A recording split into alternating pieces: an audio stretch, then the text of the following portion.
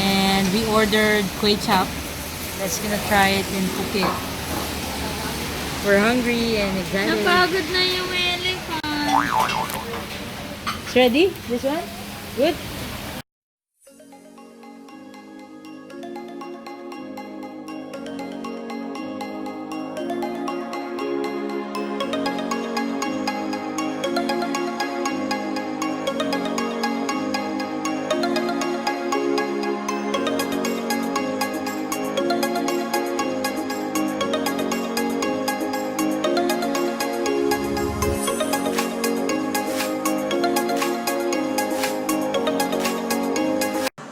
Hey guys, this is our second pad thai in Bangkok.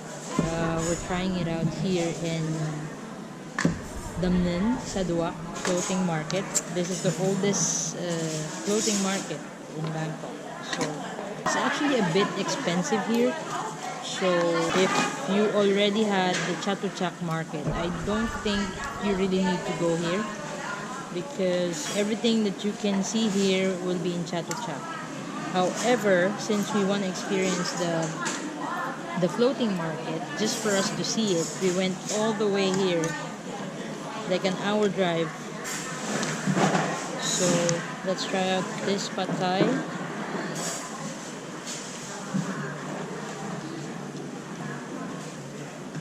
It's a typical pad thai. I think I still find the tip samai very good.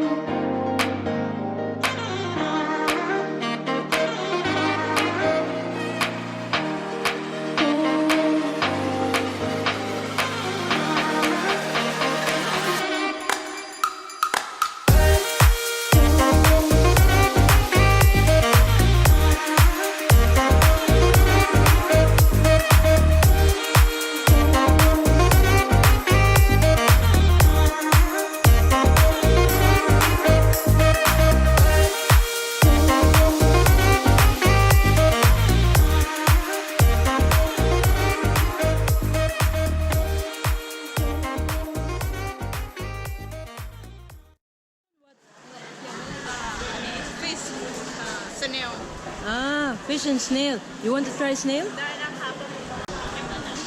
Squid and snail.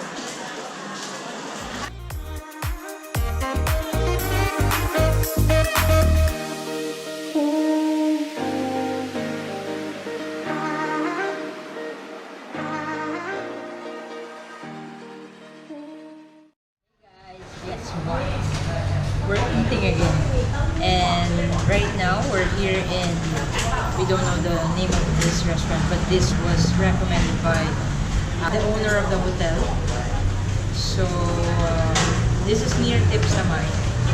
So we're trying out kway chap, and this is like a soup dish. It's mixed with seafood and pork, and so together with the rice. So we're gonna try it out. It's a bit hot, so let's see.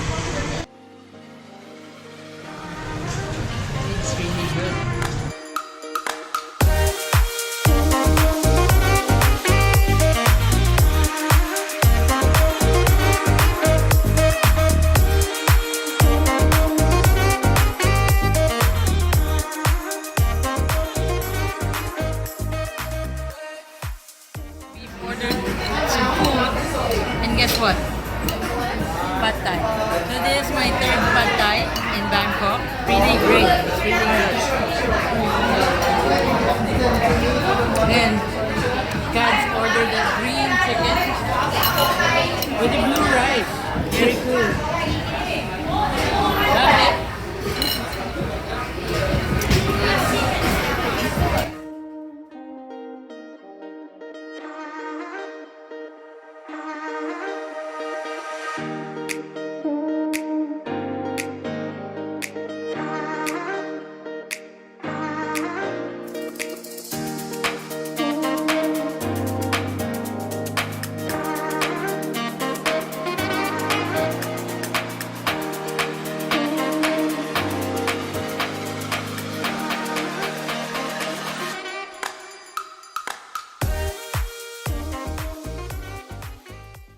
Just to eat. And we ordered kway chap. Let's gonna try it and cook it. We're hungry and excited. Napagod na yung elephant. It's ready? This one? Good?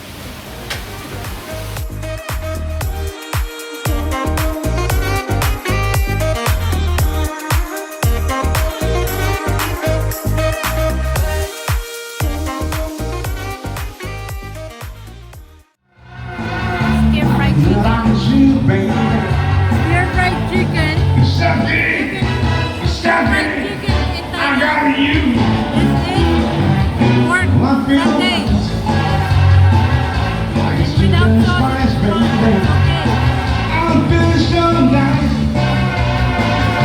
it's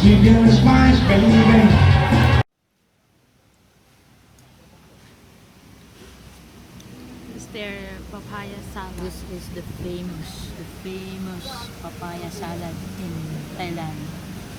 We're trying it out here in Phuket. So, see? We told them that it's a little bit my pet. A little bit A spicy. little bit spicy.